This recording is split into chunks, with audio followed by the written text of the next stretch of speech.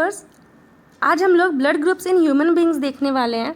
साथ में ये भी देखने वाले हैं कि कोई ब्लड ग्रुप जैसे कि AB क्यों ये यूनिवर्सल एक्सेप्टर कहलाता है और ब्लड ग्रुप O क्यों यूनिवर्सल डोनर कहलाता है। तो सबसे पहले ये जानते हैं कि ब्लड जो होता है उसमें क्या क्या होते हैं। पूरा ब्लड को दो पार्ट में हम लोग डिवाइड कर देते हैं। एक को बोलते हैं सेलुलर कंपोनेंट वाला पार्ट, इसमें सेल्स होंगे, और एक को बोलते हैं प्लाज्मा मतलब लिक्विड वाला पार्ट। तो इसमें लिक्विड, प्रोटीन्स एंड आयंस वगैरह कुछ रहते हैं। तो जो सेलुलर पार्ट है उसमें आपका आता है RBC, जिसको हम लोग मेनली अपनी लैंग्वेज में ब्लड बोल देते हैं, पर ये RBC होता है। एक होता है WBC और एक होता है प्लेटलेट्स। ठीक है, तो जो हमारा RBC होता है उसके सेल्स के ऊपर में, जैसे ये RBC है, तो अगर ये ब्लड ग्रुप A है तो इसके ऊपर में, जैसे ये ब्लड ग्रुप A है तो इसके ऊपर में एंटीजेंस होते हैं। ये सारे जो आपको दिख रहे हैं ये एंटीजेंस हैं। इनको हम लोग बोलते हैं एंटीजन A। ये जिस लिक्विड में फ्लो कर रहा है, जिसको अभी हम लोग प्लाज्मा बोल रहे थे, उसको हम लोग बोलते हैं, आपका हो गया, उसमें रहेगा एंटीबॉडी B। सेल्स के ऊपर में रहता है एंटीजन और उस प्लाज्मा में रहता है एंटीबॉडी।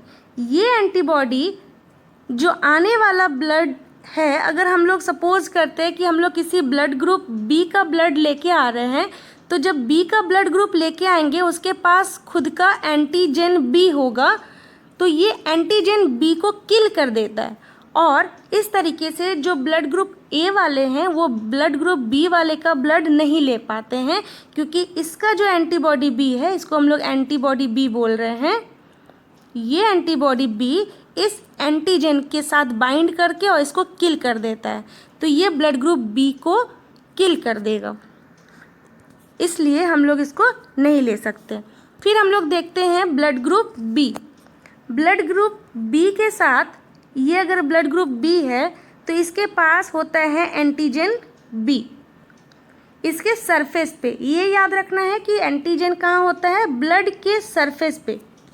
इसके पास है एंटीजन B, क्योंकि इसका खुद का ब्लड ग्रुप है B, इसके पास होता है एंटीजन B, और इसके लिक्विड में, जिस लिक्विड में ये फ्लो कर रहा है, वहाँ पे होता है एंटीबॉडी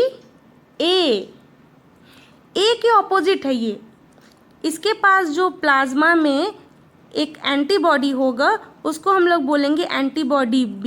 ये एक प्रोटीन का पार्ट होता है, प्रोटीन होता है एक्चुअली में ये।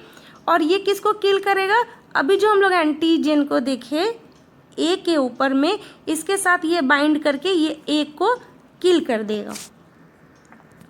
फिर हम लोग देखते हैं एंटीजन और एंटीबॉडी के बारे में। नेक्स्ट है हमारा ब्लड ग्रुप AB। ये AB ब्लड ग्रुप के पास दोनों ही तरीके का एंटीजन होता है, एंटीजन A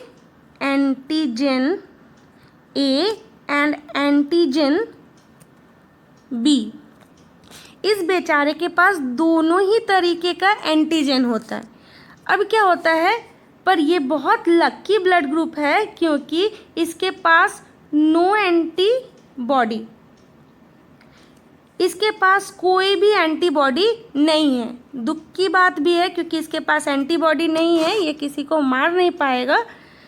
लेकिन अच्छी बात ये है कि ये किसी को जब मार नहीं पाता है तो ये सबका ब्लड ले सकता है। जैसे अभी हम लोग का अगर ब्लड ग्रुप A आता है एंटीजन A लेके, तो भी कोई प्रॉब्लम नहीं है, इसके पास भी A है, बेचारा दोनों दोस्ती कर लेगा। और B अगर लेके आता है तो उसके पास भी क्या है, एंटीजन B है, तो दोनों इससे कोई इसको नुकसान नहीं करेगा। इसलिए हम लोग इसको बोलते हैं यूनिवर्सल एक्सेप्टर, ओनली बिकॉज कि इसके पास भी एंटीजन A है और एंटीजन B है। ठीक है, फिर हम लोग देखते हैं O के पास, ये है O ब्लड ग्रुप। इसके पास कोई भी एंटीजन नहीं है बेचारा।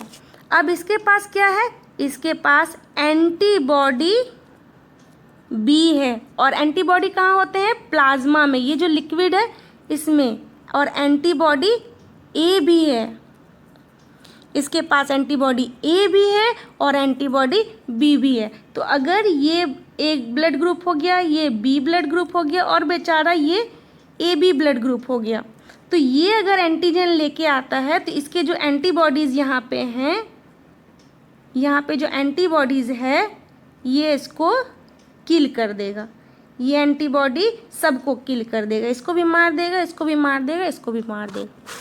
तो ये किसी से भी ब्लड नहीं ले सकता एक्सेप्ट ओ, ये सिर्फ और सिर्फ ओ से ब्लड ले सकता है। क्लियर है ये वाली बात? देखते हैं, ये है ब्लड ग्रुप ए, तो इसके पास क्या है, एंटीजन, इसके पास है एंटीजन ए, और इसके पास है एंटीजन बी, इसके पास है ए बी, इसके पास है कुछ नहीं, जीरो।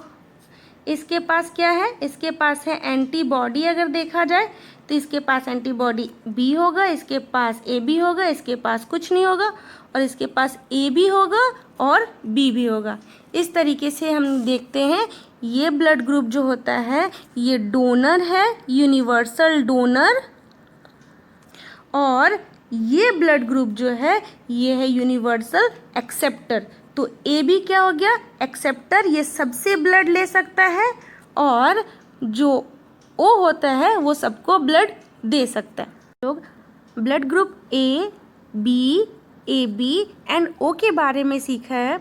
अभी हम लोग ये देखने वाले हैं कि कोई blood group RH positive and RH negative क्यों कहलाता है। जैसा कि अभी हम लोग देखें, कोई ब्लड ग्रुप है ए, उसके पास होता है एंटीजन ए, और उसके प्लाज्मा में होता है एंटीबॉडी बी।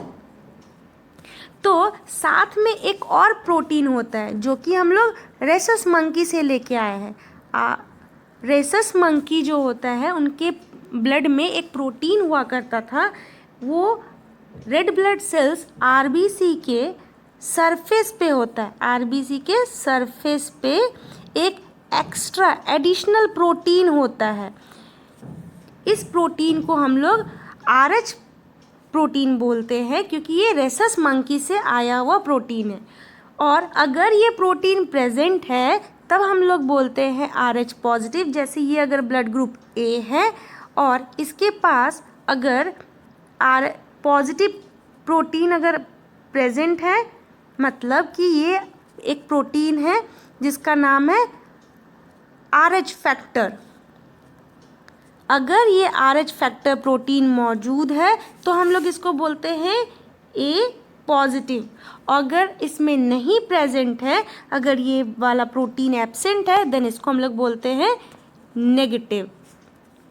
जैसे अगर ये ब्लड ग्रुप है बी और इसके पास, ये ब्लड ग्रुप बी के पास एंटीजन तो होंगे ही, एंटीजन और RH का कोई रिलेशन नहीं है, एंटीजन इसके पास बी होगा ही, लेकिन अगर इसके पास एडिशनल प्रोटीन जो कि RH प्रोटीन है अगर वो नहीं है तो ये फिर कहलाएगा बी नेगेटिव। वैसे हम लोग देखते हैं O के पास, अगर O के पास RH फैक्टर है तो वो कहलाएगा RH पॉजिटिव, और O के पास अगर RH फैक्टर नहीं है तो वो कहलाएगा नेगेटिव, O नेगेटिव। इस तरीके से O negative rare blood group भी होता है, और ये सबसे बड़ा डोनर है, ये पॉजिटिव वाले को भी दे सकता है और नेगेटिव वाले को भी दे सकता है। अभी हम लोग ह्यूमन ब्लड में A B and O blood group system के बारे में देखें, और साथ में RH positive and RH negative factors के बारे में भी देखें। अगर आपको ये वीडियो पसंद आए तो आप इसे लाइक ज़रूर करें, अपने फ्रेंड्स के साथ ये इन्फॉर्मेशन ज़रूर शेयर करें एंड इसे सब्सक्राइब करें। आपको फर्दर अपडेट्स एंड ऐसे ही वीडियोज़ मिलते रहेंगी। Thank you.